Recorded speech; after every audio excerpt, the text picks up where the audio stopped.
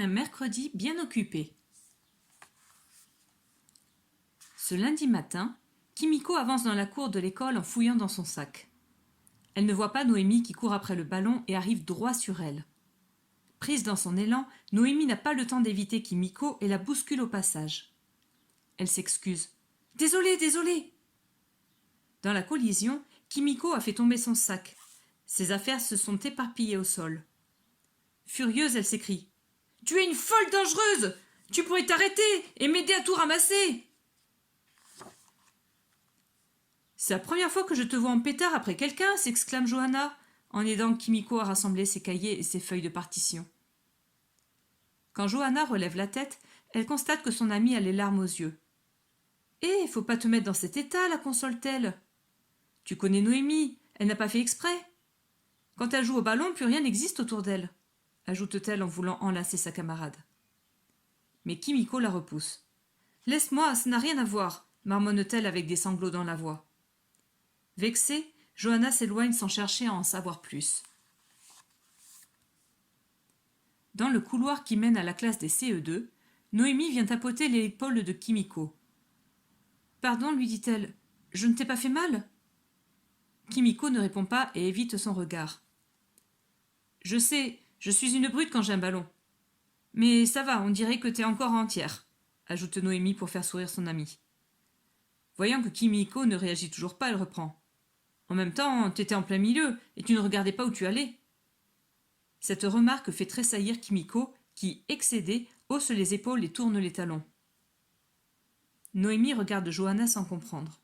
« Elle a quoi, la princesse ?»« Aucune idée, » répond Johanna. « Je ne la reconnais pas ce matin. D'habitude, elle est toujours calme et joyeuse. J'espère que ce n'est rien de grave, » ajoute-t-elle un peu inquiète. Toute la matinée, Kimiko a la tête ailleurs.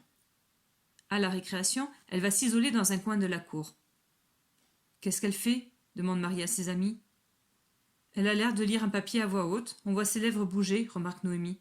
« Zut, j'ai oublié un contrôle de poésie, sa folle Marie ?»« Mais non, t'inquiète, » répond Johanna. « Venez, on va la voir. » En s'approchant, les filles s'aperçoivent que Kimiko a les sourcils froncés et le front plissé. Elle fredonne des notes de musique à voix basse. « C'est joli, c'est quoi ?» demandent en chœur ses copines. « Mon examen de violon, je révise les notes, » répond Kimiko. Et contre toute attente, elle fond en larmes. Marie, Noémie et Johanna se regardent inquiètes. Décidément, elles ne comprennent pas ce qui arrive à leur amie. Pourquoi semble-t-elle aussi triste et fatiguée ? Sans prononcer un mot, elles entourent Kimiko pour la consoler. Une fois calmée, Kimiko explique en reniflant. « J'ai une audition de violon mercredi prochain et je ne suis pas prête. Avec mes cours de dessin, mes entraînements de gym et l'école, je n'ai pas le temps de répéter mon instrument. Si je rate cet examen, c'est fichu, je ne passerai pas au niveau supérieur. Mes parents seront très déçus, et moi aussi. » Marie, Johanna et Noémie sont étonnées par ce qu'elles viennent d'entendre. « Parce qu'en plus du violon, tu fais de la gym et du dessin ?» s'exclame Johanna. « Alors c'est pour ça que tu ne viens presque jamais quand on t'invite » réalise Marie. « Oui, je n'ai pas le temps » répond Kimiko tristement. « Maman et papa préfèrent que je fasse des activités. Le mercredi après-midi, j'ai violon et je finis par du dessin.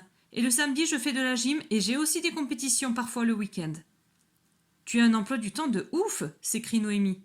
« À ta place, je serais morte avant même de commencer mes journées. » Kimiko semble tellement préoccupée que les filles décident de lui changer les idées.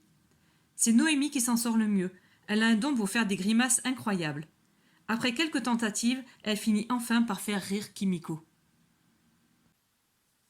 Si tu veux savoir la suite de l'histoire et voir si l'examen de Kimiko se passera bien, lis vite le livre « Un mercredi bien occupé » dans la collection Je suis en CE2, disponible dans la bibliothèque de la classe.